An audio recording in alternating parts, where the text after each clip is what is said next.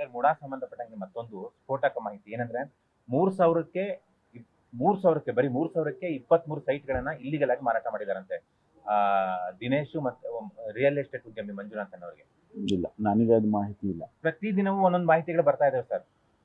ಅದಕ್ಕೆ ಈಗ ತನಿಖೆ ಲೋಕಾಯುಕ್ತದವರು ಮಾಡ್ತಾ ಇದ್ದಾರೆ ಮತ್ತು ಈಗ ಇಡಿನವರು ಕೂಡ ಅವರು ಏನೋ ಒಂದಷ್ಟು ಮಾಹಿತಿಯನ್ನು ಕಲೆ ಹಾಕಿ ಅವರು ಕೂಡ ಲೋಕಾಯುಕ್ತದವರಿಗೆ ತಿಳಿಸಿದ್ದಾರೆ, ಪತ್ರ ಬರೆದಿದ್ದಾರೆ.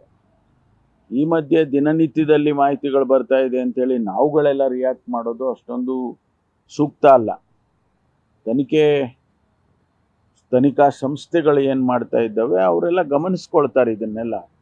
ಯಾರು ಈ ಮಾಹಿತಿ ಹೊರಗಡೆ ಕೊಡ್ತಾ ಇದ್ದಾರೆ ಅಥವಾ ಹೊರಗಡೆಗೆ ಬರ್ತಾ ಇದೆ ಅದು ಸತ್ಯಾಸತ್ಯತೆಯನ್ನು ಯಾರು ತನಿಖೆ ಮಾಡ್ತಕ್ಕಂಥವರು ನೋಡ್ತಾರೆ.